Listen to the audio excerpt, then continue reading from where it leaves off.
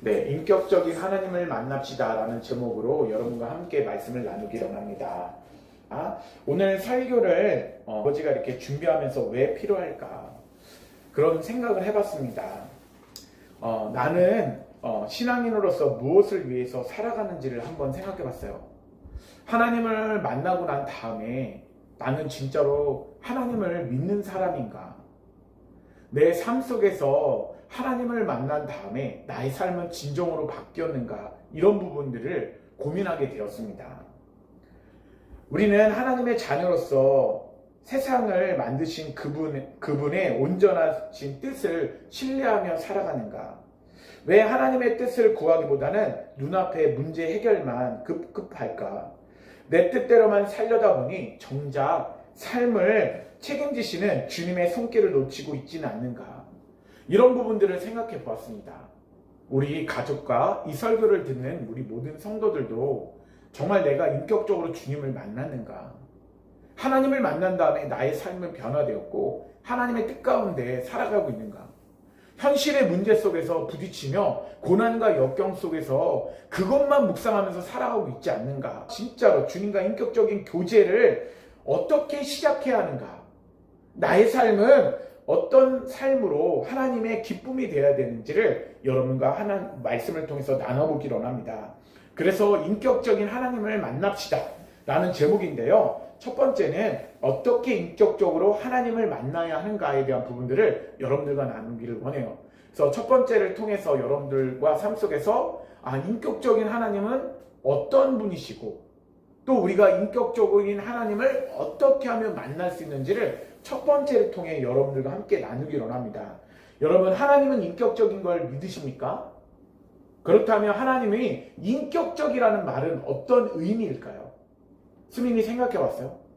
하나님은 인격적이시다. 사람도 인격적이라고 하잖아요.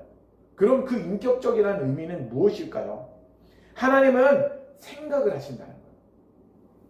인간만 생각하는 게 아니라 인격적이라는 것은 하나님도 생각하십니다.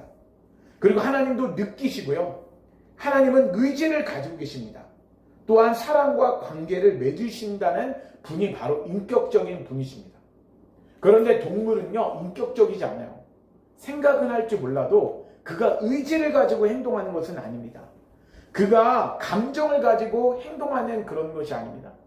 바로 우리 인간은요, 하나님의 형상대로 만들어졌기 때문에 하나님이 생각하시고 또한 느끼시고 의지를 가지시고 그리고 관계를 맺기를 원하시는 부분을 볼 때 우리 하나님과 우리 인간만이 인격적인 그런 존재라는 것을 우리가 깨닫게 됩니다. 인격적으로 만난다는 것은요, 단순한 존재가 아니라 서로 감정과 의지와 생각을 함께 오고 가는 것을 말합니다. 여러분, 하나님께서 인격적이라는 분은요, 우리에게 말씀하신다는 거예요. 어떻게 말씀하시냐면 성을 통해서 우리에게 주셨어요. 40명의 사람들이 1500년 정도의 기간을 통해서 성경을 하나님의 말씀을 듣고 적었어요. 그런데 우리는 성경을 볼 때 성경이 문자적으로만 보면 안 돼요. 성경을 지식을 전달하는 것으로 보아서는 안 됩니다. 성경을 무엇으로 봐야 되냐면요, 하나님의 인격적인 분이신데 하나님의 마음과 생각을 그 성경 안에 집어넣었다라고 생각을 해야 합니다. 우리 한번 따라하겠습니다. 성경은 하나님의 마음과 생각을 불어넣은 책이다. 그러니까 성경에는요, 하나님의 마음과 뜻과 생각이 그 안에 들어있는 거예요. 우리에게 지식과 정보를 우리에게 알려주려고 하는 것이 아니라 그 성경을 보면서 하나님은 어떤 인격적인 존재인가, 하나님은 어떤 생각을 갖고 계시고 어떤 뜻을 갖고 계시고 어떤 마음을 갖고 계시는지를 감정적으로 기쁨과 감사도 집어넣고 슬픈 마음도 집어넣고요, 심판하시는 모습도 인격적인 모습을 그 안에다가 집어넣고 있습니다. 그러면 사람도 인격적인 존재잖아요. 그러면 하나님과 인격적인 관계를 맺는 것은 무엇이냐면요, 하나님이 성경을 통해서 우리에게 말씀하신다면 하나님은 살아계신다라는 것을 우리가 믿어야 합니다. 그렇다면 우리는 하나님과 인격적인 관계를 할 수 있는 것이 무엇이냐면요, 바로 기도예요. 기도를 통해서 우리가 하나님 말씀을 듣고 우리의 환경을 하나님 앞에 아뢰는 것입니다. 하나님, 제가 하나님의 뜻을 어떻게 이루어드리고 싶습니다. 하나님, 제가 이렇게 고난과 역경이 있습니다. 저희 삶은 너무나 어렵습니다. 나의 모든 생활을요, 하나님 앞에 진실되게 솔직한 마음으로 고백하면서 하나님 앞에 드리는 것입니다. 그것이 바로 하나님은 우리에게 말씀을 통해서 우리에게 말씀하시고요, 그의 생각을 전달하시고요, 우리는 기도를 통해서 우리의 생각을 진실되게 이야기하는 거예요. 잘하려고 기도하는 것이 아니라, 착한 모습을 보이려고 기도하는 것이 아니라 솔직하고 진실한 마음을 담아서 고백하는 것입니다. 그런데 우리가 기억해야 할 것은요, 어느 때 우리의 무지와 오해가 하나님과의 인격적인 관계가 아니라 왜곡된 이미지를 갖게 하는가를 우리가 생각해 봐야 합니다. 여러분, 하나님이 이런 분이시다라는 왜곡된 그리고 잘못된 생각들이요, 하나님과의 인격적인 관계를 막아버린다는 것을 우리가 깨닫게 돼요. 첫 번째는 어떤 부분이냐면요, 하나님을 필요할 때만 하나님을 찾는 신앙을 말합니다. 여러분, 기도할 때 하나님의 뜻을 이루어드리려고 기도를 합니까? 아니면 하나님을 찾을 때 하나님이 나의 램프의 진이라고 생각하면서 나의 고민과 어려움만을 하나님 앞에 아뢰면서 이것을 해결해 달라고 여러분 기도를 하십니까? 여러분, 우리가 하나님을 필요할 때만 하나님을 찾는 신앙이 되어서는 안 됩니다.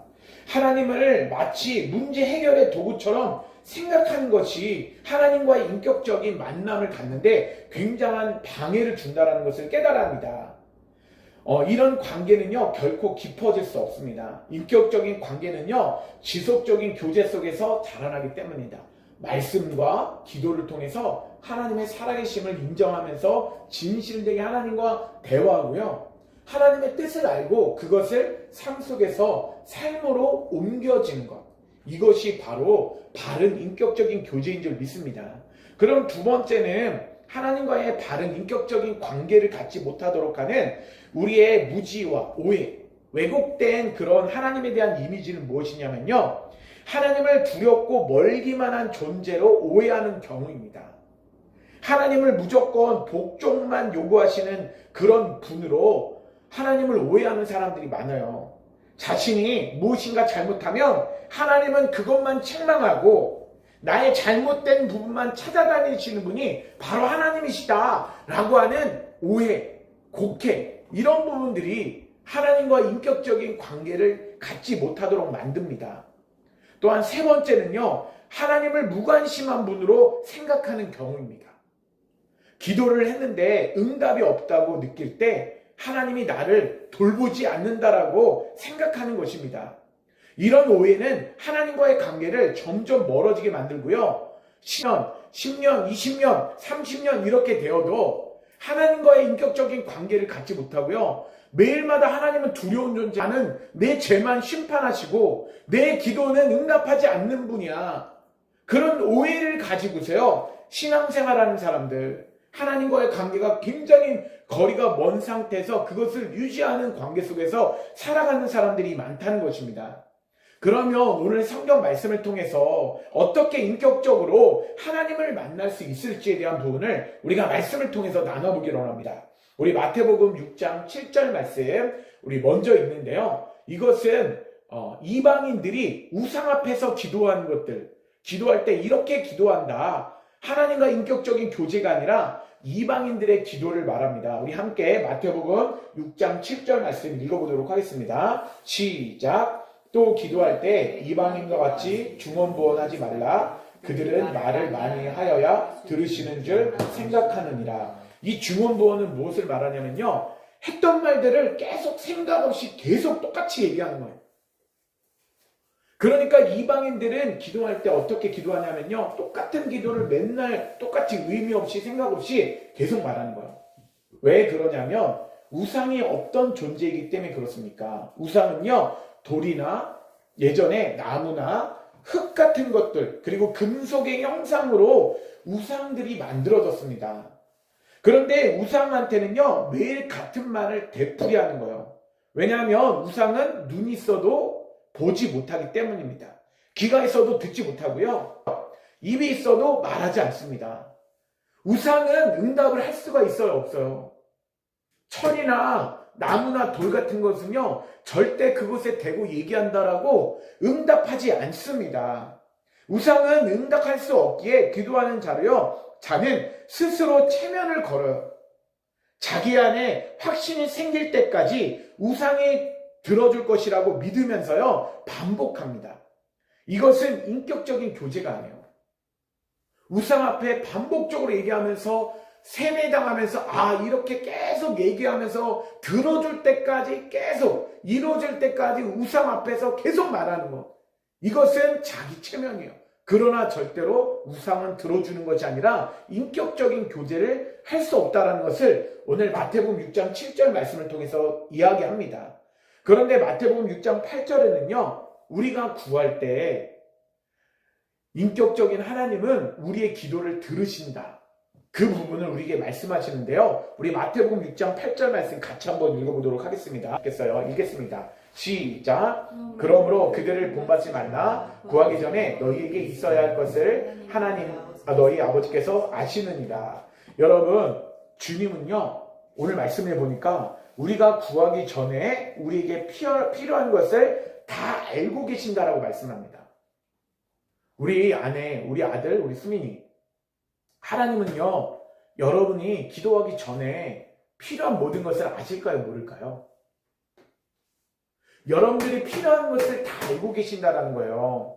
내가 어떤 것이 필요합니다, 이 말을 하지 않아도요, 하나님은 나를 모르실 거야 라는 전제로 기도하는 것과, 주님은 내가 필요한 모든 것을 이미 알고 계셔 라고 하는 전제로 기도하는 것은요, 본질적으로 너무나 달라요.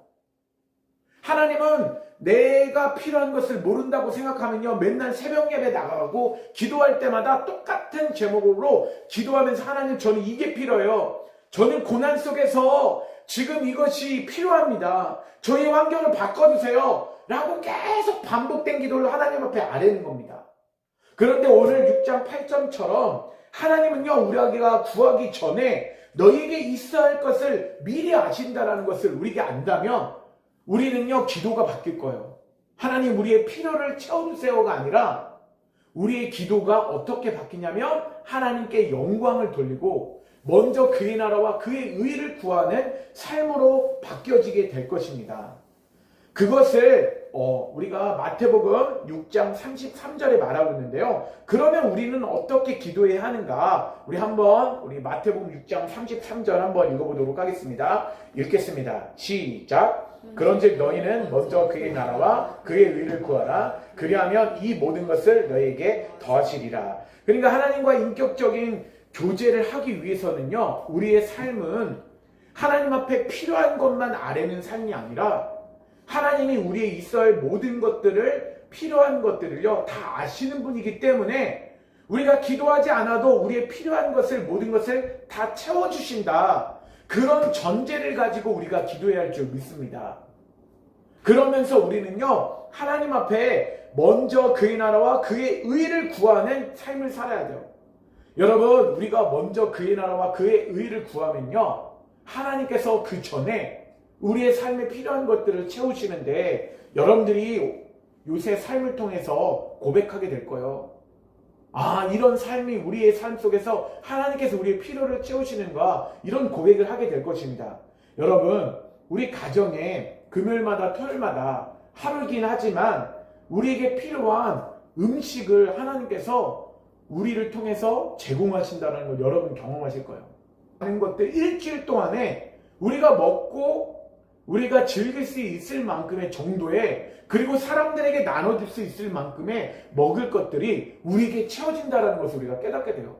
물론 때로는 유통기간이 조금 짧아서 우리가 생각하는 것과 다를 때도 있지만요, 그러네 우리가 또 다른 것은, 또 아버지가 또 고구마 2박스를 가져왔잖아요. 또 그러면서 부모님을 통해서 우리에게 고구마도 채워주시고, 또 때로는요, 우리가 돈이 부족하면요, 갑자기 어떤 사람이 불러요. 목사님, 사모님하고 잠깐 나오세요. 우리가 음식을 대접하고 싶습니다. 라고 하면서요, 음식도 대접하는데 돈도 현금도 가끔씩 줘요. 그런데 그때가 우리가 정말 필요할 때 하나님께서는 공급해 주신다는 거예요. 학원을 보세요. 과외하는 것들 바라보세요. 하나님께서 필요에 따라서 우리에게 환경 가운데 공급하신다는 거예요. 우리가 그것을 기도하지 않아도요, 하나님은 우리가 하나님의 자녀이고 우리가 하나님과 인격적인 교제를 한다면 하나님은 우리의 필요한 것을 미리 아시고 채워주신다는 거예요. 그것을 우리가 확신하게 믿어야 돼요. 우리의 환경 속에서 넘어지는 것이 아니라, 환난과 고난이 찾아온다고 넘어오는 것이 아니라, 환경 속에서 하나님은 나의 삶을 채워주시는구나, 나의 필요를 채워주시는구나. 그럼 내가 하나님과의 인격적인 교제를 하려고 하면 어떻게 하라고요? 먼저 그의 나라와 그의 의를 구하라. 우리 한번 따라하겠습니다. 가슴에 손을 얹고 우리 한번 따라하겠습니다. 우리가 하나님과 인격적인 교제를 하기 위해서 먼저 그의 나라와 그의 의를 구해야 할 줄 믿습니다. 네, 그런 여러분들이 되기를 원해요. 로마서 말씀해 보면요, 의는 무엇을 말하냐면요, 하나님과의 바른 관계를 뜻합니다. 그러니까 먼저 그의 나라를 구하라는 거는요, 먼저라는 것은 무엇이냐면 꼭 너희가 먼저 해야 할 것이 있다. 그것은 하나님의 나라와 의를 구하는데, 하나님의 나라와 의를 구하는 것은 하나님의 뜻이 하늘에서 이루어진 것처럼 땅에서도 이루어지리라. 그것은 하나님과의 바른 관계를 말해요. 그렇다면 하나님과의 바른 관계는 무엇을 말하냐면요, 하나님과의 동행, 주님과의 동행, 성령님과의 동행입니다. 말씀과 동행입니다. 그 동행하는 삶을 어떤 삶이냐면요, 하나님이 우리에게 인격적으로 말씀하세요. 성경을 통해서 우리에게, 설교를 통해서, 성경이 우리의 마음의 감동을 통해서 여러분들에게 말씀하십니다. 우리에게 성경을 통해서 하나님의 생각과 하나님의 마음을 전달하세요. 문자적으로만 기록되어 있는 것이 아니라, 지식 정보만 제공하는 것이 아니라 하나님의 마음을 우리에게 성경을 통해서, 설교를 통해서 말씀하십니다.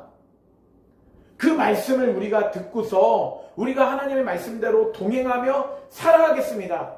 말씀대로 사는 것이 하나님과 동행이요, 그 마음을 품고 하나님의 그 거룩하심을 드러내는 것이 우리가 바로 하나님과 동행하는 삶인 줄 믿습니다. 여러분, 주님과 동행하지 않는 삶, 거래가 있어요.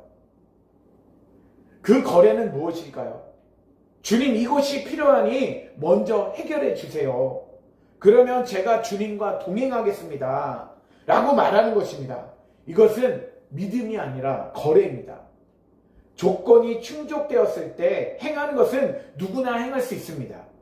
참된 믿음은 아직 주어지지 않았고 보이진 않음에도 불구하고 하나님의 말씀, 언약을 붙잡으면서 그 말씀대로 내가 먼저 살아가겠습니다 라고 고백하는 것이 바로 하나님과의 인격적인 교제를 하는 것입니다. 그러면 하나님과 인격적인 교제를 위해서 우리는 어떤 모습을 가져야 할까요? 하나님, 목사님은요, 오늘 이 말씀을 통해서 굉장히 많은 것들을 하나님이 마음 가운데 주셨어요.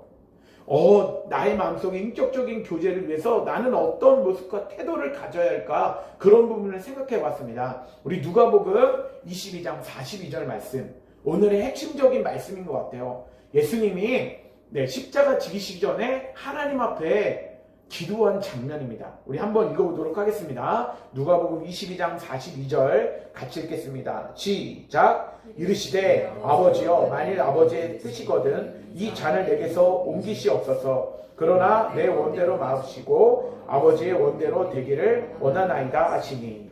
그러니까 예수님은요, 십자가 지시기 전에 이렇게 기도하셨어요. 아버지, 오늘 제가 이렇게 기도합니다. 아버지, 제 개인적인 원함은요, 이 죽음의 잔, 십자가를 피하는 것입니다. 그런데 예수님은요, 그렇게만 기도하는 것이 아니라, 그러나 제 뜻대로 마옵시고 아버지의 뜻대로 되기를 원합니다, 이렇게 기도하셨어요. 예수님은 자신이 원하는 바가 있음에도 불구하고 그것을 버리는 기도를 하셨다는 것입니다. 여러분, 이것이 중요해요. 하나님, 제 잔이 너무나 무거워요. 제가 이 자리가 너무나 힘들어요. 이것을 제가 감당할 수가 없습니다. 하나님의 사명을 감당할 수가 없습니다. 그런데 하나님, 제가 이 잔을요, 하나님이 원하시면, 하나님의 뜻하시면, 하나님이 사명이 이것이면 나의 원대로 되질 않기를 원하며 하나님의 뜻대로 되기를 원합니다 라고 기도를 했습니다. 그러니까 다시 한번 말씀드리지만 예수님은 자신이 원하는 바가 있음에도 불구하고 그것을 버리기 위해서 기도하셨습니다. 원하는 것을 얻기 위해 기도함이 아니라 십자가를 피하고 싶은 자기의 자신의 포기하기 위한 기도를 하기 시작했습니다. 그러니까 나는 십자가를 지지 않겠습니다라는 그 힘든 마음을 내가 포기하고 내가 십자가를 지겠습니다. 그러니까 하나님 앞에 자신의 마음과 생각을 원하는 바를 포기하는 기도를 드렸어요. 하나님과의 인격적인 교제에서는요, 굉장히 이것이 필요합니다. 철저히 아버지의 뜻이 이루어지기를 예수님은 구하셨습니다. 이것이 우리의 기도와 본질적인 그런 핵심임을 고백합니다. 근데 43절에도요, 천사가 와서 돌보는데 누가복음 22장 43절 우리 같이 한번 읽어보도록 하겠습니다. 그 밑에 있죠. 읽겠습니다. 시작. 천사가 하늘로부터 예수께 나타나 힘을 더하더라. 네, 천사가 하늘로부터 내려왔어요. 하나님께서 천사를 보내주셨어요. 그런데 왜 천사가 하늘로부터 내려왔을까요? 그것은 예수님께 힘을 더하기 위해서 내려왔다는 것을 깨닫게 됩니다. 왜 천사는 예수님을 돕습니까? 만약 예수님이 내가 독생자로서 인류를 구원할 텐데 십자가의 죽음은 고상하게 피하게 해주십시오. 내가 그래도 하나님의 독자 아들 아닙니까? 제가 이 십자가를 피하게 해주세요 라고 기도했으면 하나님은 천사를 절대로 내려보내지 않았습니다. 돕지 않았습니다. 예수님이 자기의 권한, 자기가 원하는 것, 나는 십자가를 피하고 싶어요. 나는 편하게 하나님의 사명을 감당하고 싶어요. 이렇게 기도하지 않고 나의 원대로 멈추고 하나님의 뜻대로 되기를 원하면서 그 십자가를 지기 싫은 마음을 포기하는 기도를 하셨어요. 자기가 원하는 것들, 자기가 하고 싶은 것들을 다 내려놓고 하나님이 원하시는 것을 하나님 앞에 기도하기 시작했습니다. 예수님은 자기의 원함을 버리기 위해 기도하셨고요. 그 버림의 기도를 통해 아버지의 뜻이 성취되기를 원하셨을 때 하나님께서는요, 천사를 통해서 돕기를 원하셨습니다. 여러분, 우리의 기도의 내용도 바뀌어야 될 줄 믿습니다. 우리는요, 대개 상황을 피하기 위해서 기도합니다. 우리가 지금 돈이 부족합니다. 하나님, 돈을 많이 벌 수 있는 환경을 주세요. 우리 학교 자녀들이 학교 다닐 때도 하나님, 저는요 학교 다니는데 너무 힘들어요. 학교 다니는데 조금 이상한 친구가 저한테 있어요. 걔 때문에 힘들어요. 저는 친구도 별로 없는 것 같아요. 그리고 나는 공부하는 게 조금 어려워요. 힘들어요. 이렇게 할 수 있지만 우리가 그거를 기도하는 것이 아니라, 그거를 피하기 위해서 기도하는 것이 아니라 우리의 기도 제목이 바뀌어야 되는 것은 뭐냐면요, 진정한 기도는 그 상황을 받아들이고 주님의 뜻을 인정하는 과정입니다. 고난 속에서도 하나님을 우리를 용사로서 거듭나게 하시고, 환난 속에서도 주님과 동행하며 나의 선택을 버리고 하나님의 뜻을 인정하면서 그 뜻을 이루어드리기를 원한다는 것입니다. 친구와 만남 속에서도 하나님께서는요, 그 고난을 통해, 돈이 없을 때도 그 역경을 통해 하나님께서는요, 우리가 그것을 이겨내기를 원하시고요, 그것에서 참 기쁨과 감사함을 누리기를 원한다는 거예요. 그것을 하나님이 그 뜻에서 합당한 믿음의 성도로 변화되기를 원하십니다. 우리 예화 첫 번째인데, 어느 선교사님이요, 사역지에서 위기 앞에서 이제 문제만 해결해 주십시오라고 계속 주님 뜻대로 살겠다며 문제만 해결하려고 막 기도하는 선교사님이 있었습니다.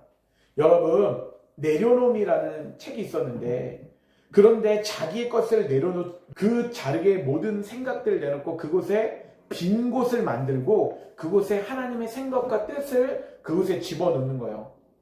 그래서 그 선교사님은 내가 내려놓겠습니다, 나의 생각을 비겠습니다 라고 했을 때, 그때 기도를 거듭할수록 주님은요, 상황의 변화가 아닌 선교사님이 포기를 할 때 결국 내 뜻이 아닌 주님의 뜻이 옳았습니다 고백하며 자신의 계획을 내려놓는 순간 상황이 견딜 수 없는 하늘의 힘을 하나님께서 공급해 주셨어요. 여러분, 자신의 마음을 비워놓고 하나님의 뜻으로 바꾸잖아요. 상황은 변화되지 않은 것 같은데 근데 갑자기 감사가 넘쳐나기 시작하고요. 기쁨이 넘쳐나기 시작합니다. 내가 원하는 응답보다 주님의 의를 먼저 구할 때 하나님은 비로소 우리의 삶의 모든 것을 책임지기 시작하십니다. 고난을 피하기보다 그 고난 속에서 하나님의 뜻을 인정하며 걷는 자가 진짜 믿음입니다. 두 번째, 세 번째는 조금 짧습니다. 그러면 하나님과 인격적인 교제를 하는 사람의 특징은 무엇인가? 그 특징을요, 모세의 삶을 통해서 아버지가 이번 주 한 주간 묵상을 했어요. 인격적인 하나님을 만나고 난 다음에 그 다음에 모세에게 찾아온 삶의 변화는 무엇인가?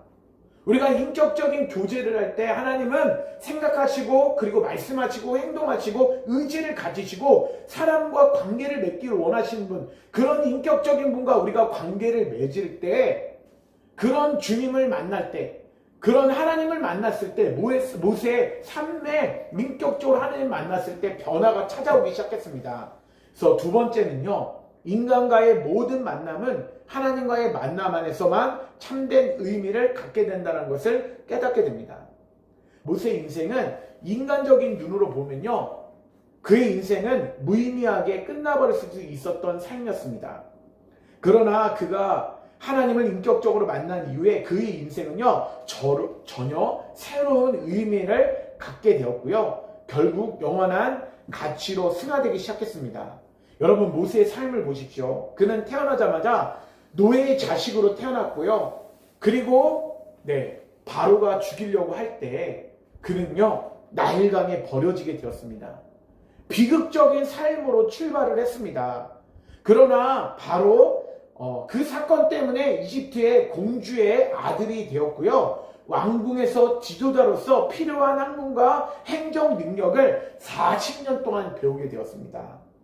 그 말씀을 우리 사도행전 7장 우리 34절 35절 말씀 가운데 하는데요. 우리 사도행전 7장 34절 35절 말씀 같이 한번 읽어보도록 하겠습니다. 읽겠습니다. 시작. 내 백성이 애굽에서 괴로움을 받을 내가 확실히 보고 그 탄식하는 소리를 듣고 그들을 구원하려고 내려왔노니 이제 내가 너를 애굽으로 보내리라 하시니라. 그들이 말이 누가 너를 관리와 제사장으로 세웠느냐 하며 거절하던 그 모세, 하나님은 같이 떨긴 나무 가운데서 보이던 천사의 손으로 관리와 성령하는 자로서 보내셨으니, 이 말씀은요, 이스라엘 백성들이 괴로움을 당했어요. 40년 동안 이집트에서 종으로서 굉장히 많은 고난과 고통을 당했습니다. 그때 하나님은요, 모세를 부르셨어요. 모세의 어려운 환경 속에서 모세 가운데 내가 너를 쓰기를 원한다라고 부르셨습니다. 그런데 모세가 하나님의 부르심에 받기 전에 그는요, 어떤 삶을 살았냐면요, 왕자로서 그는 40년 동안의 삶을 사는데요, 그가 왕자로서 살지만 그는 자기가 이스라엘 백성이라는 것을 알았어요. 근데 이스라엘 백성 동족이 어려움을 당하고 있었습니다. 이집트의 군사들이 자기 동족을 괴롭히는 것을 볼 때 동족을 돕다가 오히려 그는요, 동족들에게 배척을 당하고 도망가는 신세로 되었습니다. 그래서 광야로 들어가서 도망하게 되었고요. 인간적으로 보면 실패하는 것 같고 인생의 끝과 같은, 그러나 그 광야에서 40년은요 하나님을 깊이 만나는 순간이 되었어요. 그는 광야에서 40년 동안 하늘 보고 땅 보고 양치다가 그는 80세의 나이에서 시내산에서 떨기나무 가운데 불꽃 가운데 임하신 하나님을 만나게 되었어요. 인격적으로 하나님을 만나게 되었습니다. 그런데 그의 삶은요, 인격적으로 하나님을 만나게 난 다음에 그의 삶은요, 굉장히 많은 것을 변화되기 시작했습니다. 하나님 안에서 모세는요, 결코 그는 필연적인 과정을 겪게 되었는데, 만약에 이런 것을 겪지 않았으면 우리가 아는 모세는 존재하지 않았어요. 그러니까 어떤 이야기를 하고 싶냐면요, 모세는요, 하나님을 인격적으로 만나고 난 다음에 그의 삶이 새롭게 해석되기 시작했습니다. 인격적으로 하나님과 만났을 때요, 그는 깨닫게 되었어요. 이집트에서 왕궁에서 왕자로서의 교육받는 삶이 행정력과 법적인 능력과 리더십을 갖춘 것들이 바로 내가 이스라엘 백성들을 전체를 내가 이끌 수 있는 삶을, 그것을 내가 배웠구나, 그것을 깨닫게 되었습니다. 그런데 만약에 40년 동안에 그런 삶만 살았으면요, 출애굽하는 동안에 그는 마음에 들지 않는 사람을 돌을 들어가지고요, 그 돌들로 사람들을 다 때려 부셨을 것입니다. 막 사람들을 죽였을 것입니다. 그래서 하나님은 온유한 사람으로 그를 만들기 위해서 그를 광야로 보내서 40년 동안 할 보고 땅 보고 양치면서 그의 아내 십보라와 게르솜을 낳고 그렇게 40년 동안을 온유한 자로 하나님이 만들어 가셨어요. 그런데 그것을 하나님이 인격적으로 만난 다음에 그는 내 인생의 모든 것들이 하나님의 뜻이 있구나라는 것을 깨닫게 되었습니다. 우리 아들과 우리 아내, 우리 딸도 여러분 좋은 친구를 만날 때가 있고요, 좋지 못한 친구를 만날 때가 있습니다. 내가 원하지 않는 친구를 만날 때가 있어요. 그러나 그 모든 것들이요, 하나님을 인격적으로 만나면 이것은 하나님의 뜻이 있었구나. 이 친구를 만남으로 인해서 하나님은 나를 바른 사람, 하나님의 인격적인 만남을 통해서 하나님은 나를 하나님이 사용하기에 합당한 사람으로 만들어가는 과정이었구나.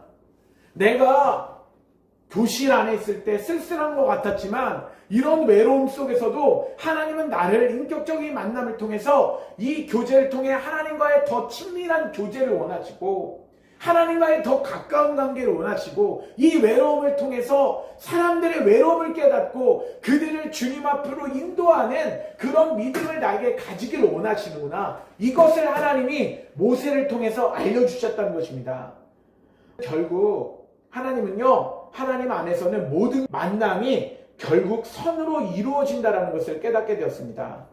사랑하는 우리 성도 여러분, 우리 가족 여러분들, 우리가 하나님 안에 거하는 모든 만남은 의미 없는 만남이 없습니다. 지금은 해롭게 보이는 관계일지라도요, 하나님 안에서는 반드시 선하신 뜻으로 사용하게 됩니다. 여러분, 이것을 깨닫는 저와 여러분 되기를 원합니다. 세 번째는, 그렇다면 인격적인 하나님을 만납시다. 결론적인 부분인데요, 하나님을 인격적으로 만난 사람에게는요, 환경이 더 이상 문제가 되지 않습니다. 우리 사도행전 7장 36절 말씀 같이 한번 읽어보도록 하겠습니다. 사도행전 7장 36절 같이 읽겠습니다. 시작! 이 사람이 백성을 인도하여 나오게 하고 애국과 홍해와 강야에서 40년간 기사와 표적을 행하였느니라. 네, 모세가요, 하나님의 부르심을 받고 이스라엘 백성들 이끌어내는 사명을 받았을 때 그는 아무것도 가진 것이 없었어요. 그가 가진 것은요, 무엇만 있을까요? 옷과 나무 지팡이. 오래된 나무 지팡이 하나밖에 없었습니다. 그리고 그는 80세의 나이로서요, 굉장히 호리호리한 그런 사람이었습니다. 군대도 없고 재물도 없고 그저 지팡이 하나뿐인 80세 노인이었습니다. 그러나 바로 그 아무것도 없음이 오히려 가장 큰 능력이 되었습니다. 모세는 자신을 의지할 수밖에 없었기 때문에 온전히 하나님만 의지할 수밖에 없었고요, 하나님께서는 그런 모세를 통해 놀라운 역사를 이루셨습니다. 모세가 지팡이 하나밖에 없을 때, 아무것도 없을 때 누구만을 의지하게 되었다고요? 하나님을 의지하게 됩니다. 저는 오늘 이 말씀을 통해서 아버지가 굉장히 많이 깨달았어요. 저를 보세요. 우리의 삶 속에서 아무것도 가진 게 없는 것 같을 때가 있어요. 나의 삶은 왜 이런가? 나의 삶은 왜 이렇게 부족한가? 그런데 아무것도 없을 때 우리는 누구를 의지할 수 있다는 거예요? 하나님을 의지할 수 있다. 하나님을 찾을 수 있다. 광야는 하나님을 깊이 만나는 곳입니다. 학교와 우리 모든 사회는요, 하나님이 우리와 함께 동행하는 곳이라는 것을 우리가 깨닫게 됩니다. 그것이 바로 하나님의 나라의 역사입니다. 하나님의 역사가 나타나는 무대가 됩니다. 그러므로 지금 어떤 만남 속에 있든지 어떤 상황 가운데 있든지 낙심하시지 않기를 주님의 이름으로 축원합니다. 하나님 안에 거하는 사람의 인생은요, 결코 헛되지 않습니다. 하나님께서 우리의 모든 만남이 모든 상황을 통해 우리를 빚어가시며 가장 의미 있는 인생으로 인도하시기 때문입니다. 두 번째 예화입니다. 한 아이가 있었어요. 그 아이는요, 맛있는 사탕을 주는 친구하고 친하게 지내려고 매일 그 친구에게 아부를 떨었습니다. 그런데 그 친구 가정이요, 굉장히 가난해지고 어려운 고난을 당하면서 돈도 없고 사탕이 없어지게 됐어요. 그때부터 사탕이 없어지기 시작하니까요, 그 친구는요, 맨날 아부하던 했던 그 친구에게 이제는 아부도 안 하고 막 떵떵거리면서 이제 너 사탕 없지? 이제 나 너랑 친하게 지내지 않을 거야. 너한테 아부도 하지 않을 거야. 이렇게 이야기하기 시작하는 거예요. 여러분, 이것은 인격적인 만남이 아닙니다. 인격적인 만남은요, 그 친구하고 인간적인 관계 속에서 끝까지 믿음의 관계를 잘 맺는 것입니다. 우리 결론입니다. 여러분, 오늘 말씀을 통해 우리는 인격적인 하나님을 만납시다 라는 부분을 우리가 나눴어요. 하나님은 어떤 분이시냐고요? 인격적인 분이신데 생각도 가지시고 마음도 있고 그리고 그것을 의지와 실천하는 능력을 가지시며 그 인격적인 분은 사람과의 관계를 맺기를 원하신다는 것을 우리가 깨닫게 되었습니다. 그래서 우리가 모든 것의 만남 속에는요, 우리가 모세와 같이 하나님과 만나게 되면 인격적인 교제를 하면요, 누구와 만나도 그것 가운데 하나님의 뜻이 있고 고난 속에서 역경 속에서 그 환경 속에서도요, 하나님은 우리의 인격적인 관계를 갖는 사람들에게 모든 필요를 채워주신다는 것입니다. 그런데 우리는 무엇을 해야 된다? 먼저 그의 나라와 그의 의를 구하며 하나님의 말씀 가운데 동행하며 하나님의 말씀대로 살아가는 저와 여러분들, 그런 사람들이 인격적인 교제를 하는 줄 믿습니다. 우리 적용점 이제 3가지 읽고 마치도록 하겠습니다. 우리 첫째 하면 있는데요. 첫째는 기도의 전제 바꾸기. 우리가 적용할 때 우리 같이 있는데 나의 기도를 이렇게 바꿔보겠습니다. 그런 마음의 고백을 담아서 우리 첫째 하면 읽도록 하겠습니다. 첫째, 하나님이 내 사정을 모르실 거야 라는 불안 대신 이미 다 알고 계신다는 확신으로 오늘 하루의 염려를 맡겨보세요. 여러분, 그렇게 하나님께 맡겨보기를 원합니다. 둘째는요, 삶 속에서의 동행입니다. 우리 둘째 읽으면 같이 읽겠습니다. 시작! 둘째, 반복되는 가사와 가족 돌봄의 시간을 의미 없는 수고가 아닌 주님과 함께 걷는 거룩한 예배의 현장으로 고백하세요. 여러분, 가사, 공부하는 것 의미 없다고 생각하지 마십시오. 다 필요가 있고 하나님의 사랑으로 만들어가는 과정이고요. 그 삶 속에서 하나님의 기쁨과 감사함으로 모든 것을 잘 감당해야 할 줄 믿습니다. 우리 셋째는 만남의 선포인데요. 우리 셋째 하면 읽겠습니다. 셋째, 힘들게 느껴지는 관계가 있다면 그 만남 또한 나를 빚으시는 하나님의 필연적인 과정임을 인정하며 축복의 기도를 먼저 시작해 보세요. 그런 마음을 가지고 함께 인격적인 하나님을 만남을 갖는 저와 여러분들에게 주님의 이름으로 축원합니다.